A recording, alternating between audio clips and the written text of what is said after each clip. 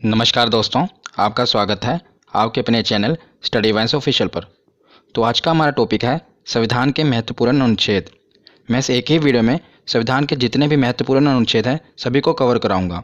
इसलिए ये वीडियो हो सकता है थोड़ी लंबी बने, पर विश्वास रखिएगा जब वीडियो को पूरा आप एंड तक देख लेंगे तो आपका इस टॉपिक से क्वेश्चन गलत नहीं होगा, क्योंकि मैं बहुत ही सिस्टमेटिक वे से और ट्रिक से आपको समझाऊँगा। इसलिए बिना देरी किए हुए चलिए वीडियो को शुरू करते हैं। चलिए वीडियो की शुरुआत करते हैं और हम समझना शुरू करते हैं संविधान के महत्वपूर्ण अनुच्छेद के बारे में। अक्सर हम क्या गलती करते हैं कि जितने भी अनुच्छेद हैं इन्हें बीच बीच में से पढ़ना शुरू कर देते हैं, जिस करके ये हमें याद नहीं रहते। पर इस वीडियो में मैं आपको पूरा सिस्टमेटिक वे से इसे पढ़ाऊँगा और जो भी है सबको मैं जहाँ पर ज़रूरत पड़ेगी ट्रिक से बताऊँगा। तो ये वीडियो काफ़ी इंपॉर्टेंट होने वाली है आपके लिए। तो चलिए इसको शुरू करते हैं। तो सबसे पहले हम जानते हैं कि संविधान में 22 भाग 395 अनुच्छेद और 12 अनुसूचियाँ हैं। ये पहले मैंने आपको बता दिया। इससे पहले मैंने इसकी 2 वीडियो अपलोड कर दी हैं पॉलिटी की। अगर आपने नहीं देखी तो उस वीडियो को भी जरूर देख लेना। तो इसमें कितने भाग हैं? 22 भाग 395 अनुच्छेद और 12 अनुसूचियाँ। हालांकि अब इसके अनुच्छेद बढ़कर 470 हो गए हैं, पर मूल रूप से ये 395 अनुच्छेद ही हैं। कैसे? क्योंकि 395A, 395B, 395C ऐसे करके ये जुड़कर लगभग 470 हो चुके हैं। पर हमें याद रखना है कि ये 22 भाग 395 अनुच्छेद और 12 अनुसूचियाँ ही हैं। अब हम इसकी शुरुआत करते हैं। तो इसके पहले हम देखते हैं कि 22 भाग हैं। तो पहले भाग में 1 से लेकर 4 अनुच्छेद हैं और इसमें क्या है? तो संघ एवं उसके राज्य क्षेत्र का वर्णन है। तो जैसे आप कोई भी किताब पढ़ते हैं तो सबसे पहले उसमें क्या होता है? उसकी इंट्रोडक्शन होती है। इसी प्रकार जो भारत का संविधान है, ये भारत किसी भी गणतंत्र देश के लिए, लोकतंत्र देश के लिए उसका जो संविधान है सबसे पवित्र पुस्तक होती है उसकी। तो जो भारत का संविधान है इसमें भी पहले इंट्रोडक्शन ही होगी भारत की। तो पहले अनुच्छेद में क्या है? तो पहले अनुच्छेद में बताया है कि भारत राज्यों का संघ है, इंट्रोडक्शन है। दूसरे अनुच्छेद में बताया है कि नए राज्यों का प्रवेश किया जा सकता है। मतलब जो नए राज्य हैं अगर भारत में शामिल होना चाहते हैं तो अनुच्छेद 2 के तहत इसमें शामिल हो जाएंगे। जैसे कि सिक्किम को हमने भारत में शामिल किया था। और अनुच्छेद 3 में क्या बताया गया है कि राज्यों के क्षेत्रों और सीमाओं और नामों में परिवर्तन किया जा सकता है। मतलब किसी भी राज्य की अगर सीमा है उसको बढ़ाया घटाया जा सकता है और उसके नाम में परिवर्तन किया जा सकता है। तो ये 3 अनुच्छेद आपको याद रखने हैं, ये इंपॉर्टेंट है पहले भाग में। उसके बाद हम देखते हैं भाग दूसरा। तो भाग दूसरा में 5 से लेकर 11 अनुच्छेद हैं, जिसमें नागरिकता का वर्णन है। बहुत ही इंपॉर्टेंट है, काफ़ी बार पूछा गया है कि नागरिकता का वर्णन किस में है। तो ऑप्शन में ऐसे दिया होता है कि 5 से लेकर 11 अनुच्छेद, 11 से लेकर 16 अनुच्छेद। तो आपको कैसे पता चलेगा कि कौन सा अनुच्छेद है? तो इसे याद करने की बहुत ही अच्छी ट्रिक है। तो इसे आपको कैसे याद रखना है? इसकी ट्रिक है नागपंचमी। नागपंचमी से आप याद रख सकते हैं कि 5 से लेकर 11 अनुच्छेद तक नागरिकता का वर्णन है। कैसे? तो देखिए, नागपंचमी का नाग यानी कि नागरिकता का वर्णन, और पंचमी, तो पंचमी मतलब कि 5 अनुच्छेद से ये शुरू है। 5वें अनुच्छेद से शुरू है ना नागरिकता का वर्णन, 5 से लेकर 11 तक। तो नागपंचमी से आप इसे याद रख सकते हैं कि नागपंचमी जब भी आपके दिमाग में आए तो नागरिकता का नाग और पंचमी मतलब कि 5 से शुरुआत हुई है। उसके बाद हम देखते हैं भाग तीसरा। तो भाग तीसरे में 12 से लेकर 35 अनुच्छेद तक है और इसमें मौलिक अधिकार यानी कि फंडामेंटल राइट्स का वर्णन है। तो इसके ऊपर मैं एक स्पेशल वीडियो बना दूंगा पूरे मौलिक अधिकार के ऊपर, क्योंकि काफ़ी इंपॉर्टेंट है। पर इसमें अभी हमें इतना ही जानना है कि भाग तीसरे में मौलिक अधिकार का वर्णन है। तो मौलिक अधिकार कौन कौन से हैं? जैसे कि समानता का अधिकार हो गया, स्वतंत्रता का अधिकार, शोषण के विरुद्ध अधिकार, धार्मिक स्वतंत्रता का अधिकार, संस्कृति और शिक्षा संबंधी अधिकार और संवैधानिक उपचारों का अधिकार। तो अभी हमें इतना जानना है कि 12 से लेकर 35 तक मौलिक अधिकार हैं। उसके बाद हमें देखना है कि भाग 4A, ये काफ़ी इंपॉर्टेंट है। 4 नहीं था, 4A और इसका जो अनुच्छेद है वो 51A। इसमें मौलिक कर्तव्य का वर्णन है कि जैसे कि जो हमारा संविधान बना है, संविधान में हमारी भलाई के लिए बहुत से कानून हैं, पर जनता का भी तो ये फर्ज बनता है कि उसके देश के प्रति, तो इसलिए हमारे कुछ मौलिक कर्तव्य भी निर्धारित किए गए हैं। ये मैं कहाँ से ले गया है? तो ये स्रोत है जो है ये रूस से लिया गया है मौलिक कर्तव्य। मैंने आपको पिछली वीडियो में बताया था। जिसके रिलेटेड ये भी पूछा जाता है कि किसकी सिफारिश पर मौलिक कर्तव्य को संविधान में जोड़ा गया, क्योंकि इसे बाद में जोड़ा गया था। तो स्वर्ण सिंह समिति की सिफारिश पर वर्ष 1976 में, याद रखिएगा, वर्ष 1976 में 42वें संविधान संशोधन, मतलब संविधान में अमेंडमेंट किया गया था और 42वें संविधान संशोधन के तहत इसे संविधान में शामिल किया गया था। किसे? मौलिक कर्तव्य को। ये सब कुछ पूछा जाता है कि किस संविधान संशोधन के तहत और कौन सी समिति की सिफारिश पर। तो स्वर्ण सिंह समिति थी और 42वां संविधान संशोधन था। तो 4A के बाद अब हम आगे देखते हैं भाग 5 और भाग 6। इसको साथ ही साथ याद करेंगे, क्योंकि साथ ही साथ इसको आप याद करोगे तो बहुत ही आसानी से याद हो जाएगा। मैं ट्रिक से आपको बताऊंगा। तो भाग 5 में है 52 से लेकर 151 अनुच्छेद और भाग 6 में है 152 से लेकर 237 अनुच्छेद। ये आपको नहीं भी पता होगा तो काम चल जाएगा, क्योंकि मेन क्या पूछा जाता है मैं आगे आपको बताता हूँ।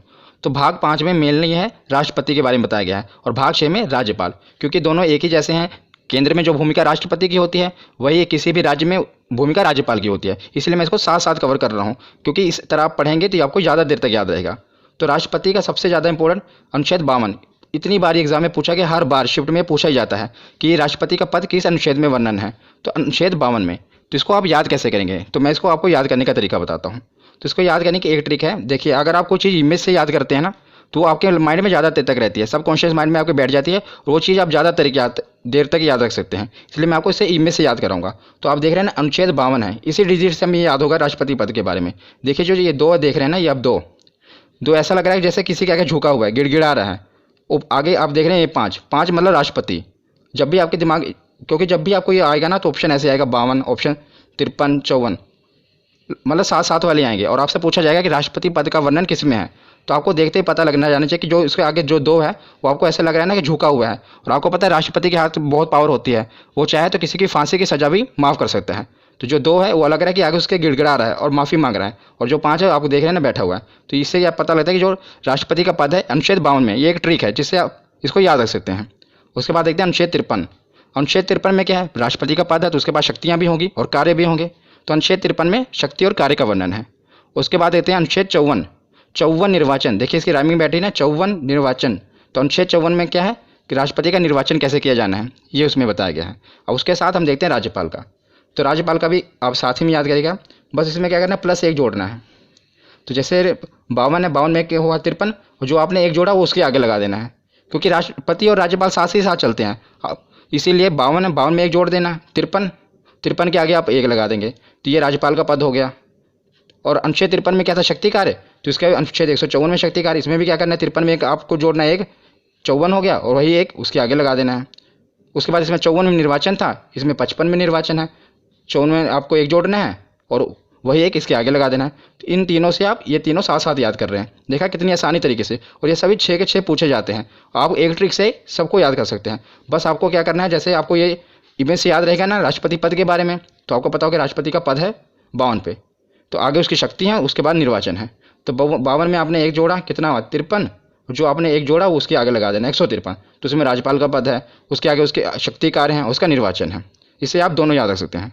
उसके बाद हम राष्ट्रपति के आगे देखते हैं कि निर्वाचन तो हो गया, और राष्ट्रपति को हटाया कैसे जाएगा, क्योंकि यह तो लोकतंत्र है, मतलब यहाँ पर कोई भी सिक्योर नहीं है, हर आदमी के पीछे कोई ना कोई बैठा है उसको हटाने के लिए। तो अब इसमें देखते हैं अनुच्छेद 61, ये भी काफ़ी बार पूछा गया है, महाभियोग। तो महाभियोग, इसके द्वारा राष्ट्रपति को उसके पद से हटाया जा सकता है, महाभियोग के द्वारा। महाभियोग के बारे में मैं आपको और भी बताता हूँ कि महाभियोग किसी भी सदन में लाया जा सकता है, चाहे राज्यसभा हो या लोकसभा हो। और महाभियोग लाने से 14 दिन पहले राष्ट्रपति को सूचित करना पड़ता है। मतलब जब भी महाभियोग लाना है, उसे 14 दिन पहले राष्ट्रपति को यह सूचित करना पड़ता है कि भाई साहब आप पे महाभियोग लगने वाला है। तो अनुच्छेद 61 के बाद अब हम देखते हैं अनुच्छेद 72। ये भी काफ़ी बार पूछा गया है, क्षमादान। मैंने आपको बताया ना कि राष्ट्रपति के पास ये पावर होती है कि वो किसी को भी क्षमा कर सकता है। तो इसको भी आप कैसे याद करेंगे, बस दो से आपको बस यही इमेज आनी चाहिए कि जो 2 है वो झुका हुआ है और गिड़गिड़ा रहा है। 7 आप देख रहे हैं राष्ट्रपति खड़ा हुआ है, राष्ट्रपति के आगे वो गिड़गिड़ा रहा है कि मुझे क्षमा कर दो। तो इससे आप याद रख सकते हैं क्षमादान। 52 कैसे पता लगता है कि 2, तो आपको पता है कि 2 है आगे, तो मतलब राष्ट्रपति से रिलेटेड है, और उस पर 5 बैठा हुआ है, तो ये राष्ट्रपति का पद है, वो राष्ट्रपति को बैठाया गया है। और 72 में वो खड़ा हुआ है और उसके सामने 2 गिड़गिड़ा रहा है कि मुझे क्षमा कर दो। तो इससे आप नंबरों से खेल सकते हैं। तो उसके बाद हम देखते हैं अनुच्छेद 123 अध्यादेश। ये भी काफ़ी इंपॉर्टेंट है अध्यादेश। कि अध्यादेश में क्या होता है कि जब लोकसभा और राज्यसभा की बैठक ना चल रही हो और देश में किसी जरूरी कानून की आवश्यकता होती है, तो राष्ट्रपति हस्ताक्षर करके कानून बना सकते हैं। पर मंत्रिमंडल की सिफारिश पर ही वो कानून बना सकते हैं, क्योंकि मतलब मंत्रिमंडल प्रधानमंत्री ही, उनकी सिफारिश पर ही ये कानून बनता है। आपको पता होना चाहिए कि भारत में कानून कैसे बनते हैं। आपको पता है 3 स्टेप होते हैं। पहले स्टेप में लोकसभा में वो पारित होना चाहिए, फिर राज्यसभा में, फिर उसके बाद राष्ट्रपति के हस्ताक्षर होने चाहिए। कितने स्टेप हैं, 1 2 3, बस इसी से आप याद भी रख सकते हैं। देखिए 1 2 3, तो 1 2 3 सीधे ही तीनों स्टेप हटा के सीधे राष्ट्रपति के साइन करा के सीधा कानून बन जाता है। मतलब ये ट्रिक हो गई। 1 2 3 3 स्टेप होते हैं, पहला लोकसभा, फिर राज्यसभा, फिर राष्ट्रपति। पर अध्यादेश लाकर क्या किया जाता है, इसको खत्म करके सीधा राष्ट्रपति के हस्ताक्षर कराए जाते हैं और कानून बना दिया जाता है। तो अनुच्छेद 123 के बाद हम देखते हैं अनुच्छेद 143। तो अनुच्छेद 143 में क्या है कि राष्ट्रपति को अगर कानूनी सलाह की आवश्यकता होती है तो वो सीधा सुप्रीम कोर्ट से सलाह ले सकता है। पर आपको यह भी याद रखना है कि ये क्वेश्चन पूछा गया है कि अगर वो सलाह देते हैं तो क्या वो मानने के लिए बाध्य है राष्ट्रपति, तो आपको ये याद रखना है कि वो बाध्य नहीं है। वो मतलब सुझाव ले सकते हैं, पर ये नहीं है अगर उन्होंने कोई सजेशन दे दी सुप्रीम कोर्ट ने तो राष्ट्रपति उस पर बाध्य नहीं है, वो चाहे तो माने या चाहे तो ना माने। तो आपको याद रखना है 143। ये सभी मैं आपको राष्ट्रपति के रिलेटेड बता रहा हूँ, इसलिए मैंने एक हेडिंग में सारे कवर कर दिए कि जो भी राष्ट्रपति से रिलेटेड है और ये राज्यपाल वाले। उसके बाद हम देखते हैं उपराष्ट्रपति, राष्ट्रपति, उपराष्ट्रपति। तो उपराष्ट्रपति का वर्णन है अनुच्छेद 63 में। किसमें? अनुच्छेद 63 में। तो उसमें बताया गया है कि एक उपराष्ट्रपति होगा, और अनुच्छेद 64 में क्या बताया गया है कि राज्यसभा के सभापति के रूप में वो कार्य करेगा। तो जो उपराष्ट्रपति होगा, आप देखेंगे जो राज्यसभा का सभापति होता है वह भी उपराष्ट्रपति होता है। और मैं आपको एक इंटरेस्टिंग फैक्ट बताता हूँ कि जो उपराष्ट्रपति होता है उसे अपने पद के लिए कोई तनख्वाह नहीं मिलती, मतलब उसे कोई सैलरी नहीं मिलती, पर जो राज्यसभा में वो सभापति के रूप में कार्य करता है उसके लिए उनको वेतन मिलता है। तो जो उपराष्ट्रपति को अपने पद के लिए वेतन नहीं मिलता, जैसे राष्ट्रपति को वेतन मिलता है उनके पद के लिए, राज्यपाल को मिलता है, पर उपराष्ट्रपति को उनको पद के लिए वेतन नहीं मिलता, बल्कि जो वो राज्यसभा में सभापति के रूप में होते हैं उसके कार्य के लिए उनको वेतन मिलता है। ये आपको याद रखना है। तो हमने राज्यपाल देख लिए, राष्ट्रपति देख लिए, अब हम देखेंगे प्रधानमंत्री और मुख्यमंत्री। ये साथ साथ हम कवर कर रहे हैं। यही होता है कि सिस्टमेटिक वे से पढ़ना, जिससे आप अनुच्छेदों को काफ़ी ज़्यादा देर तक याद रख सकते हैं। तो हम देखते हैं प्रधानमंत्री। तो सबसे पहले हम देखते हैं अनुच्छेद 74, 75, 76, ये तीनों प्रधानमंत्री से रिलेटेड हैं।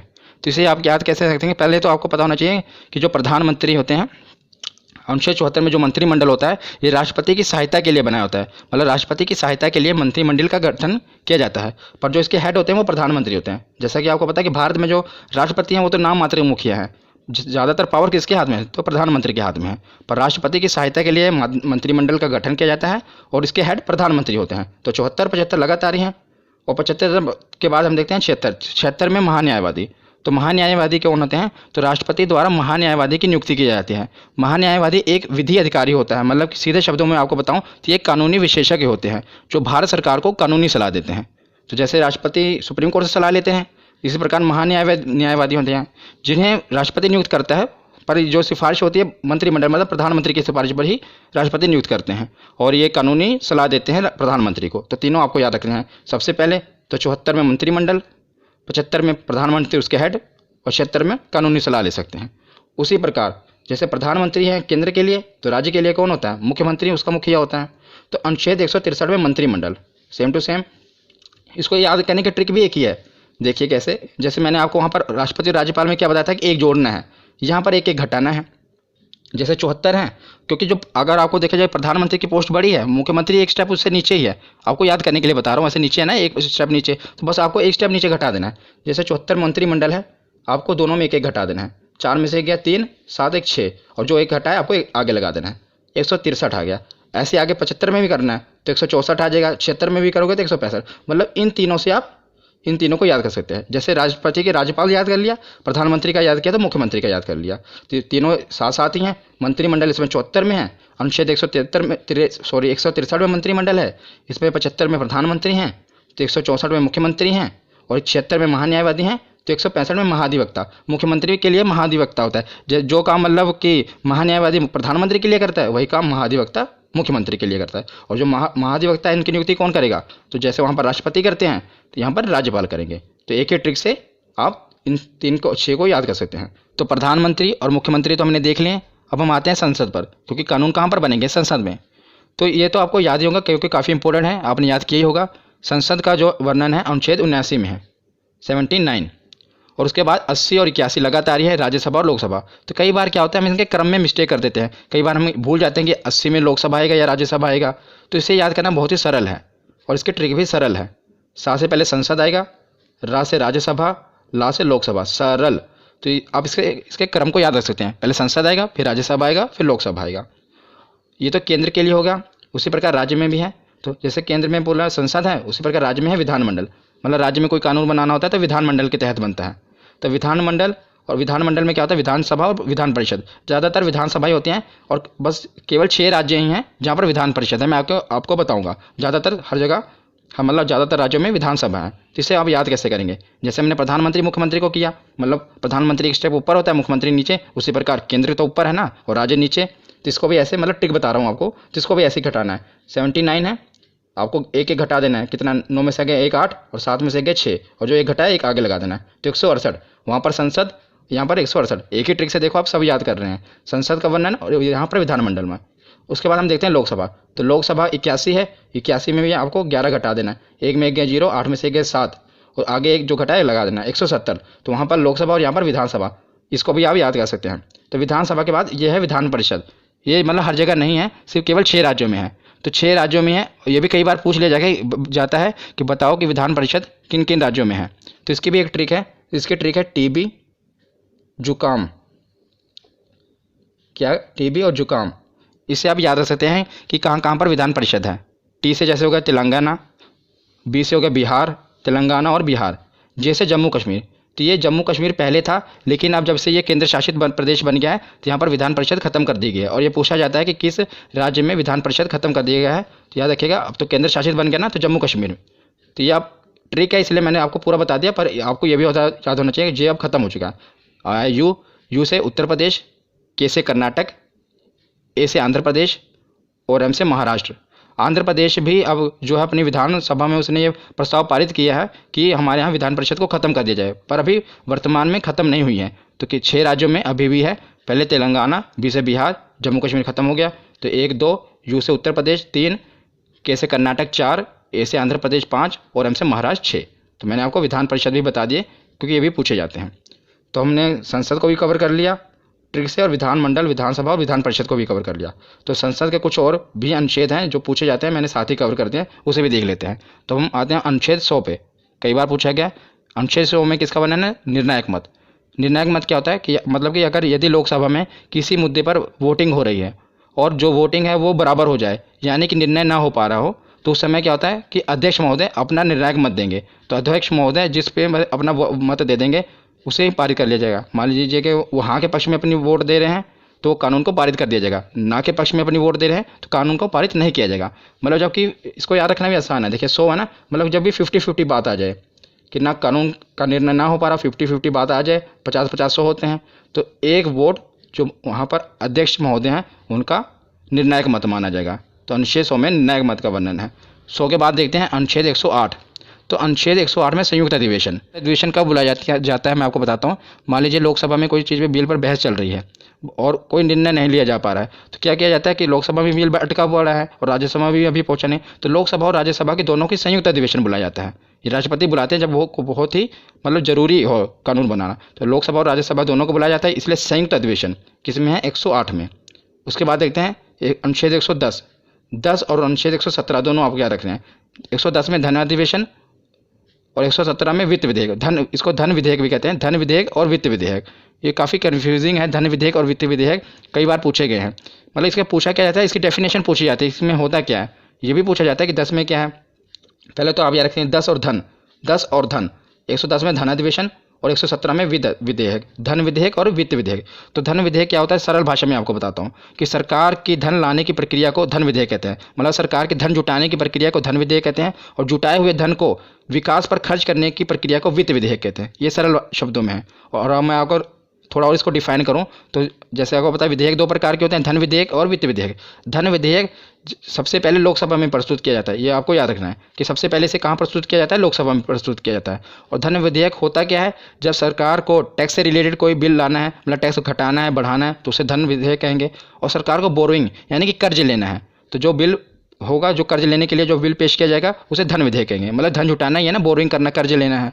और जो उस कर्ज लिए हुए धन को, मतलब जो भी सरकार ने धन जुटाया है उसको खर्चा करना है, पुल बनाना है, सड़कें बनानी है, तो वो वित्त विधेयक में होगा। तो याद रखिएगा धन विधेयक और वित्त विधेयक ये दोनों साथ साथ हैं। 110 में धन विधेयक है और 117 में वित्त विधेयक है। उसके बाद हम देखते हैं 112 बजट। 12 देखिए, इसको राइमिंग से आप याद सकते हैं, 12 बजट 2 बार बोलेंगे, याद रखेगा। अनुच्छेद 112 बजट। ये भी आपको बजट पता ही होगा कि एक साल का पूरा मतलब जो लेखा जोखा होता है सरकार की, यहाँ पर खर्च करेगी, कहाँ से इनकम आएगी, सब बजट में पेश किया जाता है। मतलब उसमें और 112 के बाद है अनुच्छेद 116। तो जब सरकार बजट पेश करती है तो कई कुछ खर्चे उसमें रह जाते हैं, जो कुछ खर्चों का वर्णन है फिर सरकार बाद में क्या कहते हैं, ये तो नहीं करेगी, बाद में 1 साल के बाद फिर बजट आएगा तब पेश करेगी। बीच में ही बजट से नहीं होता, उसके बीच में ही अलग से बिल के रूप में लाकर संक्षेप में एक बिल पास करा लिया जाता है, जिसे लेखा अनुदान कहते हैं। तो इस पहले बजट पेश होगा, बजट में अगर मतलब कुछ रह गया, कुछ खर्चे का वर्णन नहीं है, तो लेखा अनुदान में अनुच्छेद 116। तो आपको ये याद रखना है। उसके बाद हम देखते हैं, अब हमने प्रधानमंत्री, मुख्यमंत्री, राज्यपाल, उपराज्यपाल सब कवर कर लिए। अब हम आते हैं सुप्रीम कोर्ट, हाई कोर्ट पर। संसद भी हो गया कवर। इस प्रकार आपको पढ़ते जाना क्रम वाइज, इससे आपको याद रहेंगे। अब सुप्रीम कोर्ट और हाई कोर्ट को देखते हैं। तो 124 में सुप्रीम कोर्ट का गठन होगा और 131 में सुप्रीम कोर्ट के अधिकार हैं।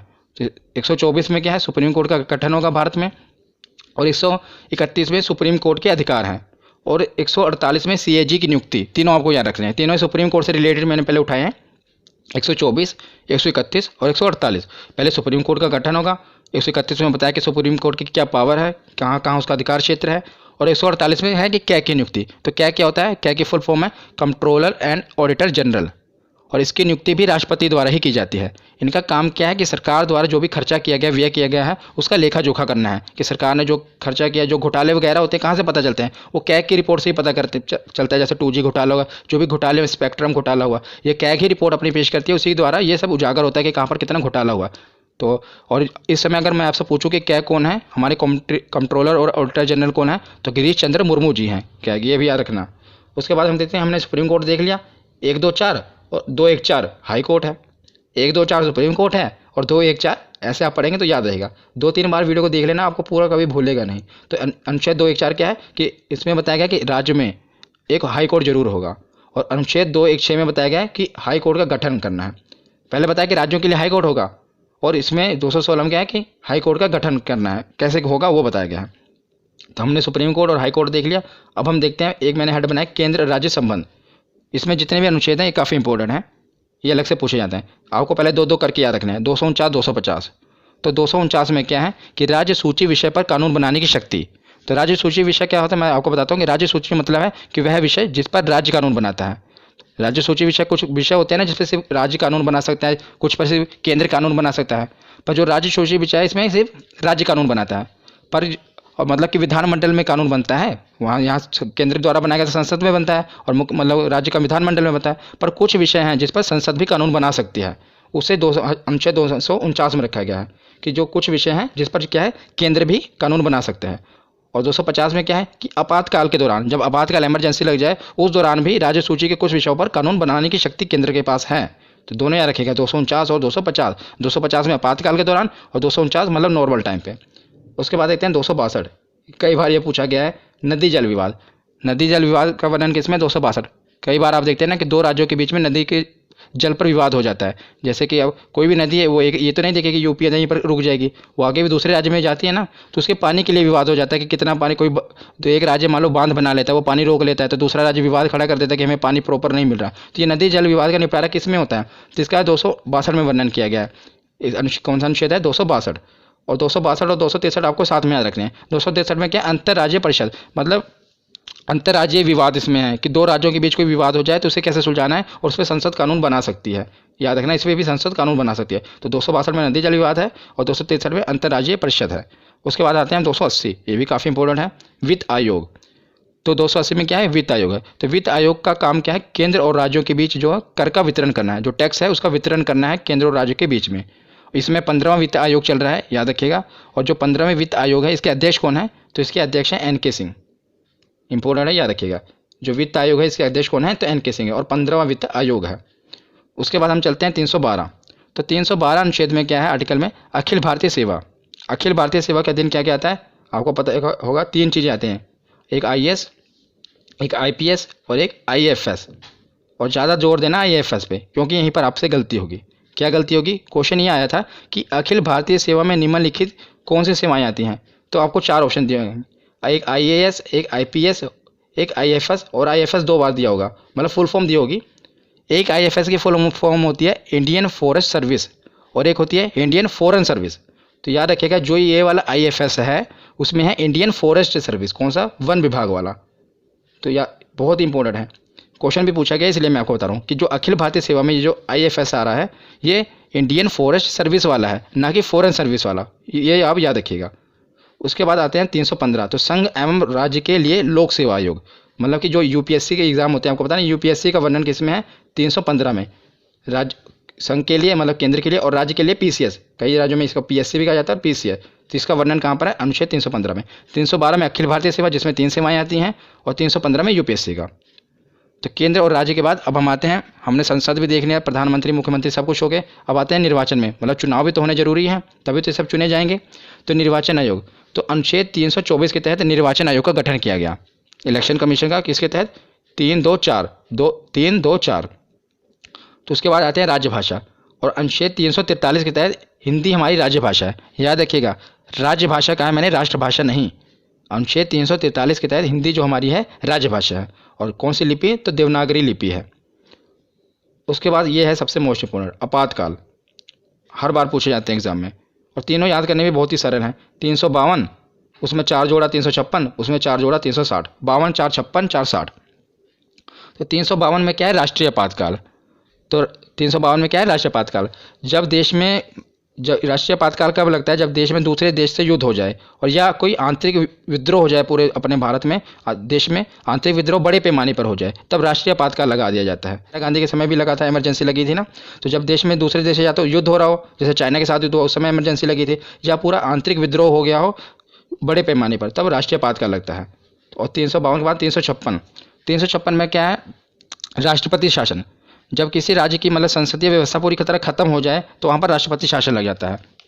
और किसी राज्य की सरकार भी गिर जाए और जब तक चुनाव ना, तब भी आपको पता है राष्ट्रपति शासन लगा दिया जाता है। तो 52 में राष्ट्रीय आपातकाल पूरे भारत में, और 56 में राष्ट्रपति शासन। और 56 के बाद आता है 360, वित्तीय आपातकाल। तो वित्तीय आपातकाल क्या है, जब देश की इकोनॉमिकल कंडीशन, आर्थिक जो व्यवस्था है बहुत ख़राब हो जाए, तब वित्तीय आपातकाल लग जाता है। पर याद रखिएगा, अभी तक भारत में एक बार भी वित्तीय आपातकाल नहीं लगा है। तो आपसे एक क्वेश्चन पूछा जा सकता है कि बताइए कि निम्नलिखित में से कौन सा आपातकाल अभी तक नहीं लगा है। तो याद रखिएगा 360 में जो है वित्तीय आपातकाल भारत में अभी तक नहीं लगा है। राष्ट्रपति शासन तो बहुत बार लग चुका है और राष्ट्रीय आपातकाल भी लग चुका है, लेकिन अभी तक वित्तीय आपातकाल नहीं लगा है। उसके बाद हम सकते हैं कि संविधान तो बन गया, लेकिन संविधान में संशोधन भी होना जरूरी है कि नए, अगर मान लो कोई बदलाव करना है, वो भी तो जरूरी है। और मैंने पिछली वीडियो में जो संविधान के स्रोत हैं, मतलब कहाँ कहाँ से संविधान लिया गया है, पूरा स्पेशल आपको ये बताया कि जो संविधान का संशोधन है कहाँ से लिया गया था, आपको याद होगा। तो अगर आपने पिछली वीडियो देखी होगी तो साउथ अफ्रीका से लिया गया था कि संविधान में संशोधन किया जाना है। तो आपने अगर वो वीडियो नहीं देखी तो देख लेना। तो अनुच्छेद 368 में है कि संविधान में संशोधन किया जा सकता है। इसका वर्णन किस में है, अनुच्छेद 368, 326 628 368 में। अब कुछ लास्ट बचे हैं, अन्य महत्वपूर्ण है, इससे भी हम पढ़ लेते हैं क्योंकि बाकी सब हेड के अंदर थे। मैंने राष्ट्रपति के अंदर कुछ था, कुछ मुख्यमंत्री के, ये कुछ बचे हुए थे और ये पूछे गए, इसलिए मैंने इसे अलग से कवर कर लिया। बस लास्ट ही है। तो अनुच्छेद 17 में है अस्पृश्यता का अंत, मतलब कि छुआछूत का अंत। ये किसमें है, अनुच्छेद 17 में, आर्टिकल 17। उसके बाद आता है अनुच्छेद 29। तो 29 में क्या है, अल्पसंख्यक हितों का संरक्षण। काफ़ी बार पूछा गया है कि प्रोटेक्शन ऑफ माइनॉरिटी, अल्पसंख्यक हितों का संरक्षण किसमें है, तो अनुच्छेद 29 में है। तो इसे आप कैसे याद रख सकते हैं, बस उन्हीं नंबरों से खेलिए। 29 धोगी में तो मैंने आपके दिमाग में फिट कर दी, क्या है कि आदमी गिड़गिड़ा रहा है, झुका हुआ है। देखिए, जब तक अल्पसंख्यक थे पहले उनके लिए कोई कानून नहीं था, बेचारे झुके हुए थे। तो जैसे उनके लिए कानून आया वो खड़े हो गए थे। नो क्या बता रहा है आपको कि वो पूरा एकदम सीना तान के खड़ा है, पहले गिड़गिड़ा रहे थे। तो ये इससे मतलब अनुच्छेद जो 29 है अल्पसंख्यक के हितों का संरक्षण करने के लिए है। नंबर से आप खेलिए, इससे आपको याद रहेगा। 29 के बाद देखते हैं अनुच्छेद 40। 40 में क्या है कि पंचायत राज प्रणाली, इसका वर्णन अनुच्छेद 40 में है। अब लास्ट में देखते हैं अनुच्छेद 32, मोस्ट इंपोर्टेंट है।